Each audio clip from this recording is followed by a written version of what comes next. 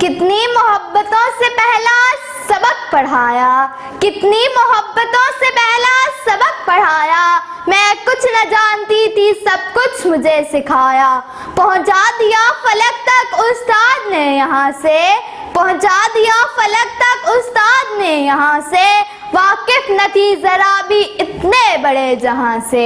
हाज़रीन महफिल, अस्सलाम वालेकुम।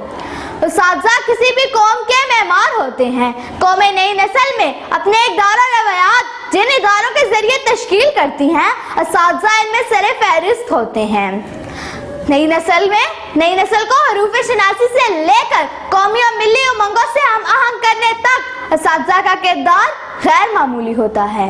हाज़रीन महफिल, मैं सबसे पहले अपने उस्ताज़ा इकराम का शुक्रिया अदा करना चाहूँगी कि जिन्होंने मेरे अंदर इतना हौसला पैदा कर दिया है कि आज मैं सबके सामने खड़े होकर अपने ख्यालात का इजहार कर रही हूँ।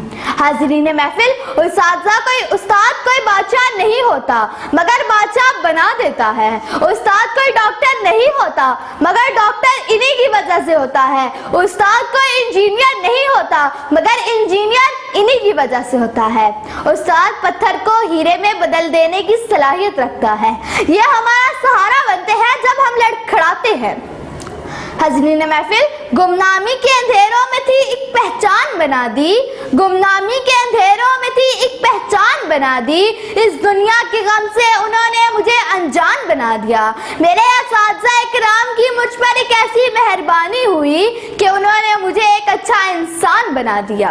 हाज़रीन महफिल, हमें अपने उस्ताज़ा इकराम का शुक्रिया अदा करना चाहिए, हमें नसीहतें करने के लिए, हमारी गलतियों पर हमें टोक कर समझाने के लिए। हमारी दरसगाह में जो ये उस्ताद होते हैं, हमारी दरसगाह में जो ये उस्ताद होते हैं, हकीकत में यही तो कौम की बुनियाद होते हैं। सुने रुदाद हम जब भी किसी की कामयाबी की, सुने रुदाद हम जब भी किसी की कामयाबी की, हर एक रुदाद में ये मरकज़े रुदाद होते हैं। बरसते हैं ये सावन की तरह प्यासी ज़मीनों पर, बरसते हैं ये सावन की तरह प्यासी ज़मीनों पर, इन्हीं के फैज़ से तमाम मुजड़े चमन नाबाद होते हैं।